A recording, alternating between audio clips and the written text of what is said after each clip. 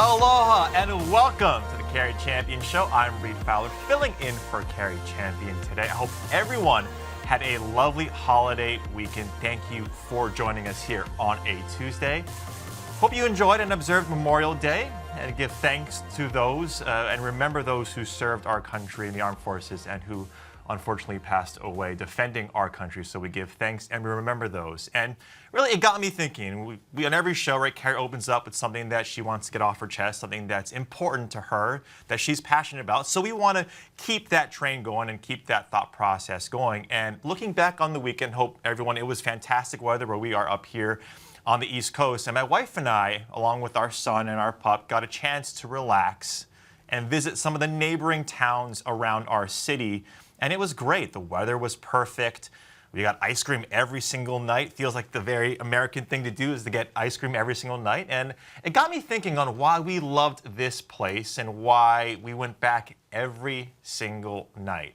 The feeling it gave us, right, when we were walking around the city, the storefronts, the people, the ambiance, the aesthetic, everything felt, well, just right. The elements, right, of that entire experience is what can be described or defined as, well, the culture of the place. Well, what is culture? We hear it all the time, right?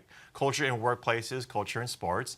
The general definition is the customs, the arts, the social institutions, and achievements of a particular nation, people, or other social group. It's very apropos to what we're seeing in sports right now, but it's much more than that. It's widely used, right, in all facets. I mentioned it earlier, the workplace, corporate culture. You hear about food, sneaker, fashion, film, etc. You can tag culture onto anything, and it provides and authenticates, or provides a moniker and authenticates what you're talking about and the feeling you get or what someone wants you to feel when they're talking to you about it. Cari would not want me to go lightly on this. We don't sugarcoat things here on the Cari Champion Show. Because sometimes, right, the culture, well, it's just downright terrible. Sometimes it's toxic in the workplace, right? We see it all the time. You read articles about corporate culture. It's so toxic. And here are 16 or 20 different ways you can really knock out corporate culture by changing this, that, and the other. But it's not just something, right, that's fixed overnight. It's built organically by the people that make up the department, the company, the management, or the team. Sometimes we see the ugly side of our culture in our society. Racist remarks recently towards Real Madrid player Vinicius Jr. and tennis player Sloane Stephens are a couple of examples on how it can become detrimental when your personal beliefs become dangerous to others. Stephens said, quote, "Obviously, when there is FBI investigations going on with what people are saying to you online, it's very serious. Obviously, it's been something that I've dealt with my entire career." She went on to say, quote, "But yeah, it's something I have had to deal with my whole career and something I will continue to deal with, I'm sure. That's that," end quote. Like I said earlier, the change happens organically. Sometimes we see the bad, but it happens organically when it's good, from the people, by the people. And when that culture is good, when it's rich, when it's healthy, when it shines, and when everyone in and around can feel it, great things happen. Growing up in Hawaii, culture is everything. The social behaviors, institutions, education, traditions, and norms unique to Hawaii come from our history that live on in today's society, which is why our people are so special, why everyone who comes to visit mentions that the people are what make up the place. The aloha shirts that I wear are a connection to my home and how I represent it, the culture, and myself to the world. Surfing culture, we talk about it quite a bit. I'm very passionate about the surfing culture and surfing. It comes from our Polynesian ancestors, and it's more than just an activity. It's a way of life that transcends just the physicalness and the paddling of riding and catching a wave. It's a spiritual experience deeply rooted and threaded throughout the Hawaiian culture. Culture in sport is no different. Sure, the mechanisms, phrasing, and actors or players are different, but it's meant to describe a feeling behind a player, a team, or a result. We hear that groups or organizations, clubs, have a losing culture, that the front office can't get out of their own way, the fans are this, that, and the other, players visit a team, and there's not a good feeling in the locker room. right? You may not notice it immediately, but the sense you get when it's terrible is palpable. You just want nothing to do with it. On the flip side, there's a winning culture.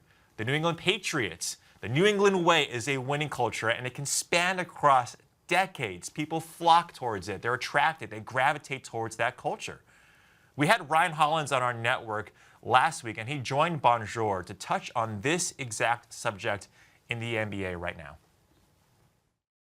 When I knew Mike Malone was different, we had a game, and we lost that game. And I remember the next day in film, Mario, some coaches do not. It's not equal. You'll yell at the role player, you'll yell at the second best, the third best, but some of these stars don't get yelled at.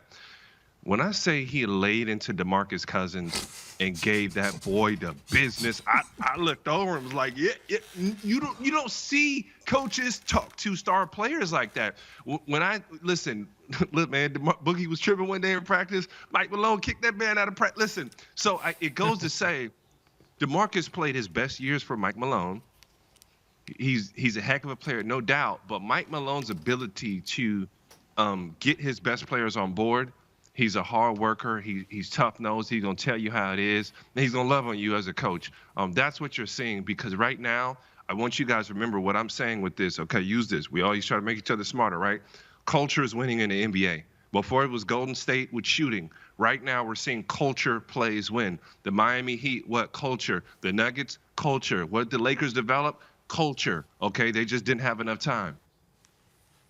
Well, when we talk about culture and what Ryan mentioned, it is what we're seeing right now in all of sport. Really, what makes it successful, what we see in our society, what makes it special is the culture that is inherent to those players, to that team, and it really comes from the identity of the coach, of the organization, but everyone involved needs to buy in, and that's what we're seeing right with the Heat, and that's what we see with Mike Malone, like Ryan mentioned. Mike Malone built it in Sacramento with the Kings and then brought it to the Denver Nuggets, which is why they have him playing so well. Darvin Ham out in Los Angeles is doing wonders. But Erik Spoelstra, he embodies what Ryan says. Spo had a quote last night when receiving the Bob Cousy Trophy. I don't know if you guys stayed up after the game finished. He said, quote, "Sometimes you have to suffer for the things you want," end quote. And that really stuck with me. Someone as an Asian American in the NBA, right, doesn't have a lot of representation. We don't have a lot of representation in the NBA. He worked from, working in the film room in Miami to where he is now. That's who he is. The work ethic, the creativity, and the drive to succeed by building from the inside out is how Spoelstra has been so successful in the playoffs. What he's done with this Heat team is fantastic. It is nothing short of, especially early on in the season, where we didn't think it was going to happen. And you hear it all the time. It's Heat culture, right? It's that moniker that embodies everything that they're doing and everything that Erik Spoelstra is. He is tied for fourth in terms of final appearances in NBA history. He should go down, and if he doesn't, as one of our best coaches of our generation. NBA history tweeted out, Erik Spoelstra will be making his 6th NBA Finals appearance as a head coach, tied for the 4th most all-time. You see Phil up there at 13, Red Auerbach at 11, Pat Riley at 9, and a handful, including Spoelstra, Pop, and Steve Kerr, there at 6. It is nothing short of amazing, and Heat culture, and I hope that culture wins out in this series. Matt Leinart, also the former USC quarterback and NFL quarterback, said Erik Spoelstra has to be in the conversation as one of the greatest coaches of all time, right? I would agree, Matt. I would agree that what he's done so far, void of players like Victor Oladipo, of Tyler Hero in this playoffs, and we'll get to this in a little bit in terms of what it means when one of your superstars, one of your key players goes down with an injury, what he's been able to do with this team right now. One of those players, Jimmy Butler, he and Erik Spoelstra and the city of Miami, with all of its beautiful people and culture, are 4 games away from bringing home a title, which is what no one but a select few thought was possible. The hard work of the Miami Heat, the hard work of the immigrants that have come here for a better life and future, and the hard work of the men, women, and families who defend our country, which is the American culture, we have to give thanks, and we're all glad to be a part of it. That is what I want to share about culture here on this Tuesday. But we got much more show to go. A good friend of mine joins the show next. Kenny Ducey from the Action Network will be in the studio to talk French Open and the NBA after this short break.